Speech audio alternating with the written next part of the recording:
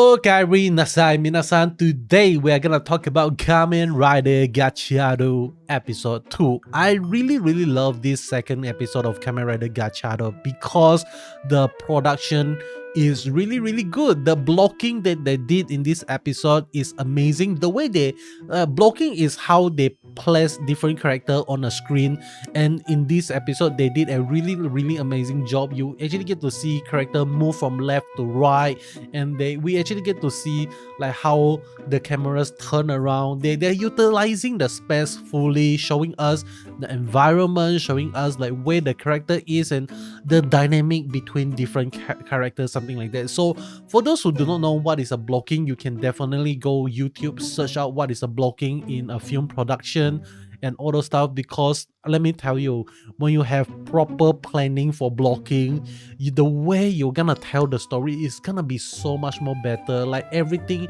is just gonna flow more properly rather than just randomly thinking of, hey, how should I shoot this and how should I shoot that later during the production itself. So I think this is a really good job for the director and also for the DP. DP stands for director of photography.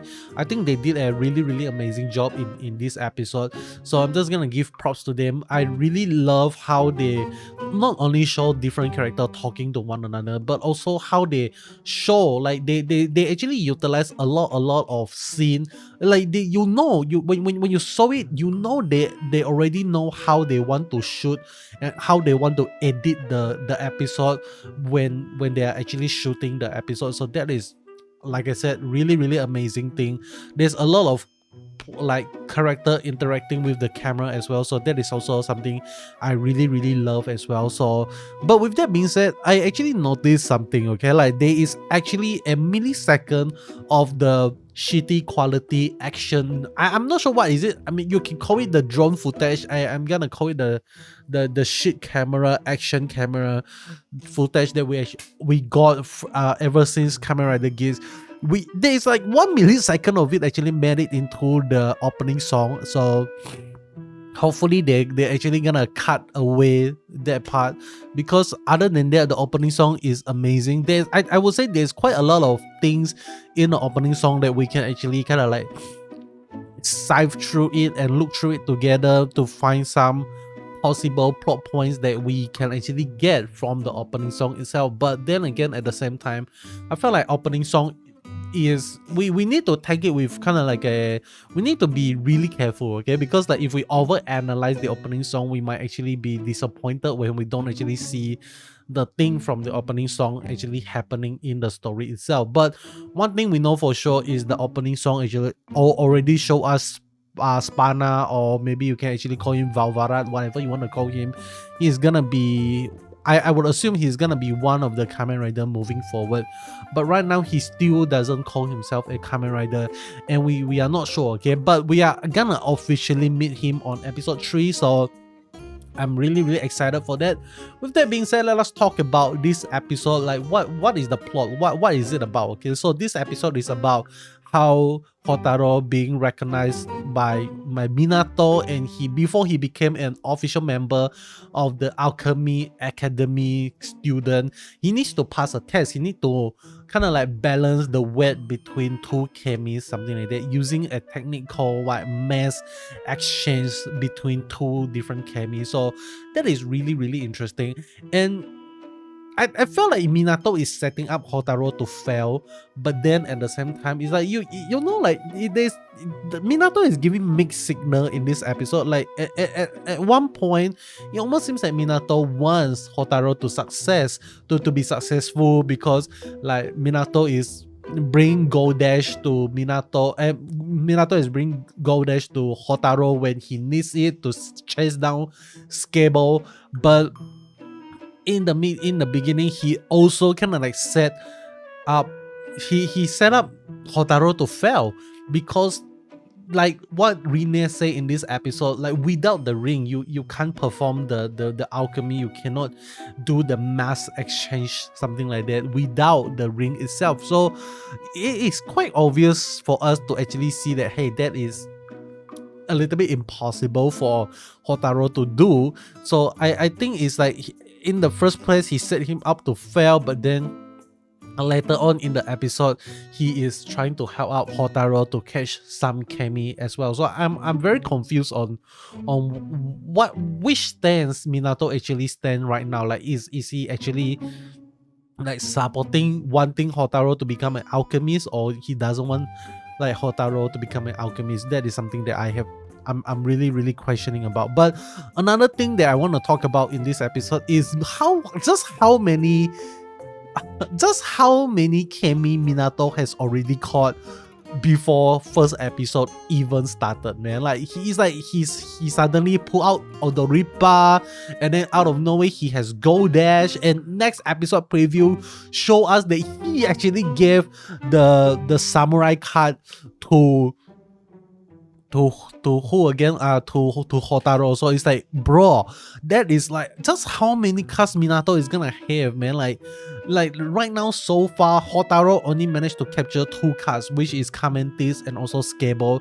But Minato, who is not a rider, who is not a Kamen Rider, just a normal alchemist, already managed to capture Odoripa, Go Dash, and also the samurai card in the next episode. So 3 cards already. How crazy is that? So it almost made me felt like maybe the Kamen Rider system is not really kind of like such a big deal, because even in this episode we see Rene, a student alchemist, is able to separate Scable from the human itself, from the malicious human. So I would say it is definitely very doable for them to separate a Chemy from a human very easily, even without the rider system itself. So it almost made me wonder, like, why do you even need the Kamen Rider system? Why do you even need the driver in the first place?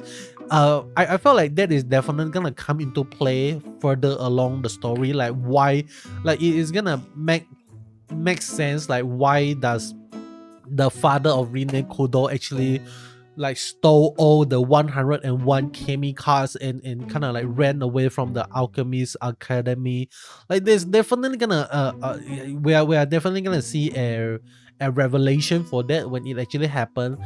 But it is also really interesting to actually see that the father of Rene Kudo turns out to he was being branded a traitor for betraying the Alchemy Academy by stealing all the 101 Chemy cards itself. Okay, so that is something that I felt like we are definitely gonna slowly explore. But with that being said, we actually get to see a flashback of the father of Rene Kudo reading a storybook for Rene. Okay, so in the storybook itself, we actually get to see an alchemy who is actually fighting down a 3-eyes demon, a 3-eye beast, something like that.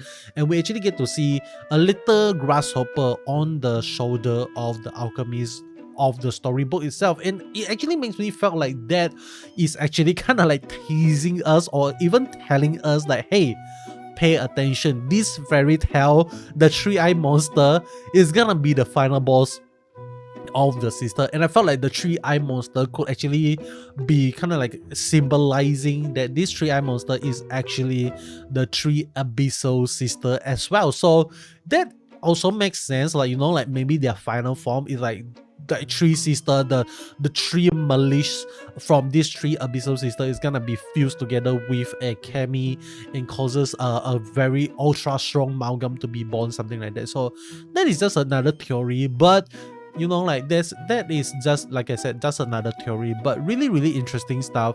Another thing that I'm really surprised in this episode, I'm gonna switch focus from Rene right now to Hotaro, is the father of Hotaro.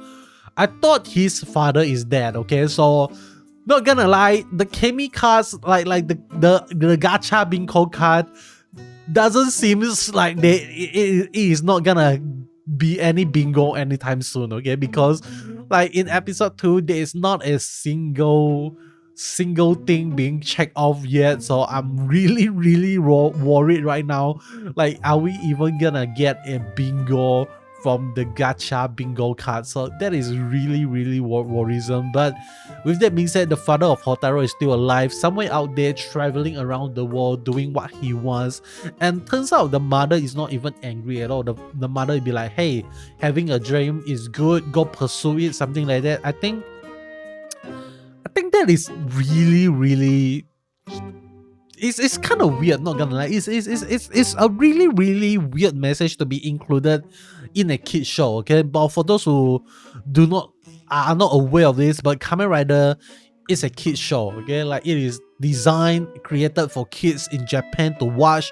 So including this message in the story itself, like, go pursue what you want, leave behind your family, leave behind your wife and your kids, and just go pursue what you want to do, doesn't really seems like a really good message, okay? It doesn't really seems like a good message. But then again, I'm not here to really talk about moral in a Kamen Rider show, because if we really want to go into the moral, there's a lot of things to talk about, okay? But it's really insane, okay? So in this episode, we also get to see skateboards being introduced. So this is, I would say, the second time we actually get to see a skateboard related monster or Kamen Rider form being teased to us in the Kamen Rider franchise. And I think the reason why they actually do this is because in Japan, like, which is the first, in Japan we got the 2020 Olympic, okay?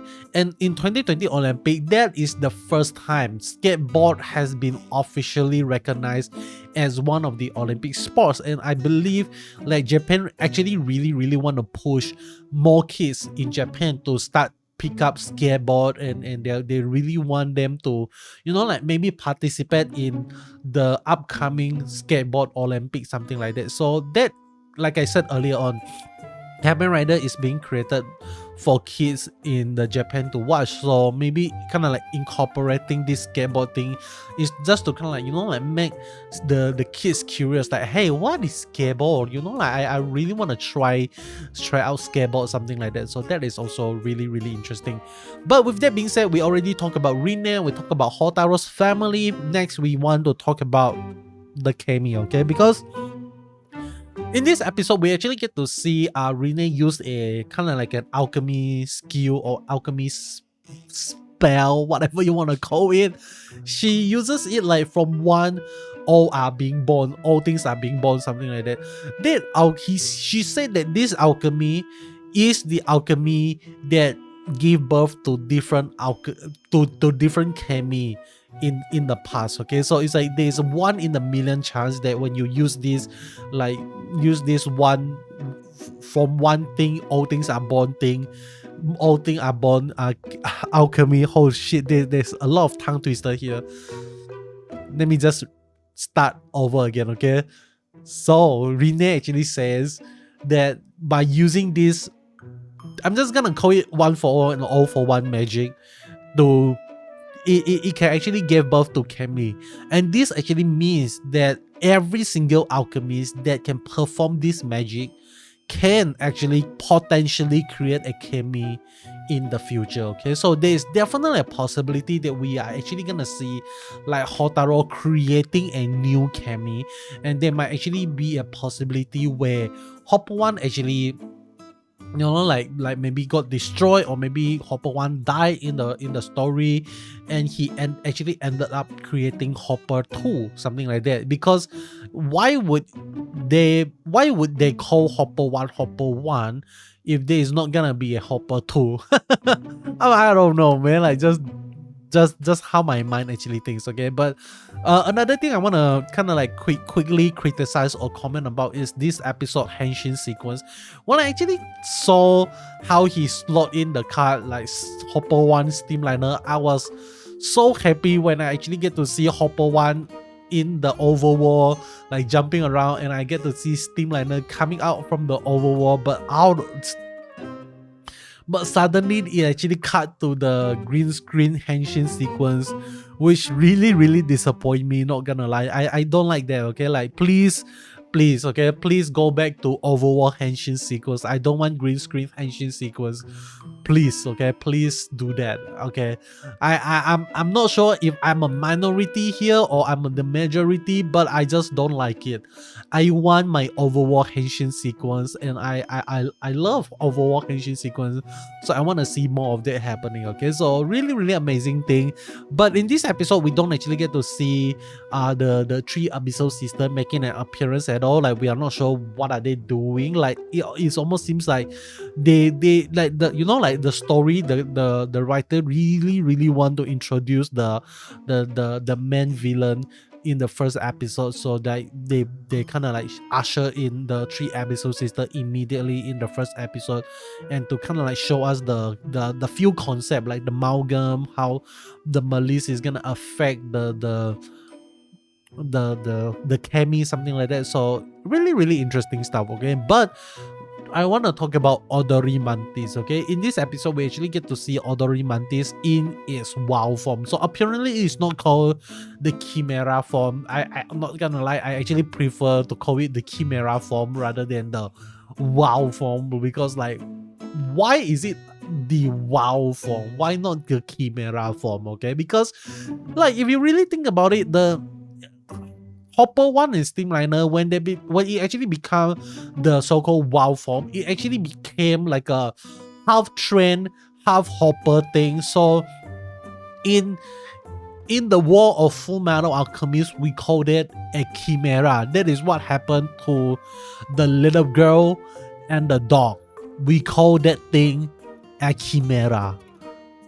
So it is the Chimera form. It's not really the WoW form.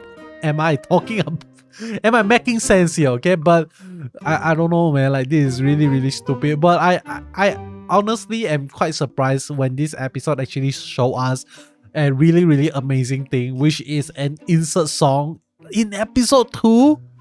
That is not actually the opening song of the series. My God, when was the last time we actually got an insert song that is not the opening song so fast in the series itself? Like, I remember in Kamen Rider W, I love all the insert song, man. Like Finger on the Trigger, holy shit, like that song, that is so good, like in Kamen Rider W.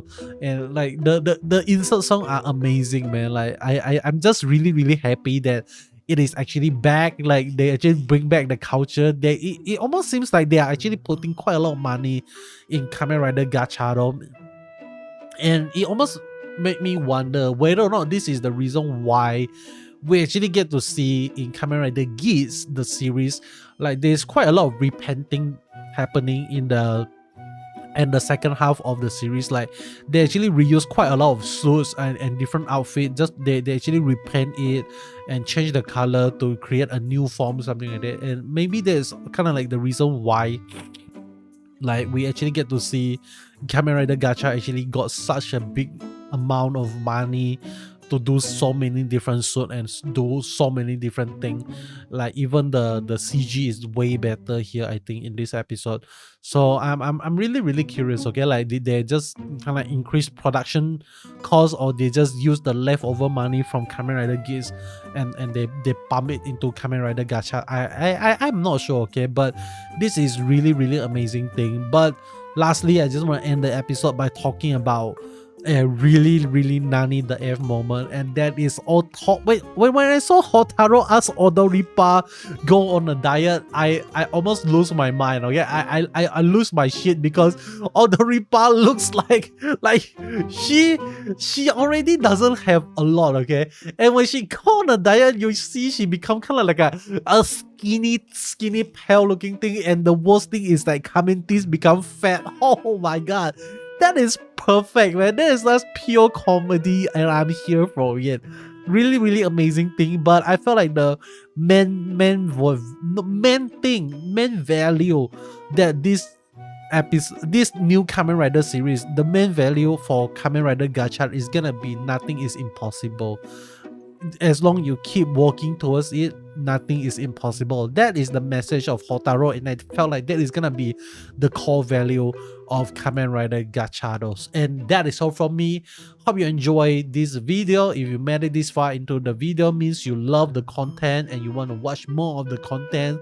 So I want you to comment the word, what is a good word today, okay? What is a good word today? So we got Gold Dash being introduced in this episode. So let's go with smooth silver. Why smooth silver? Because gold is number 1 and silver is number 2. Why smooth?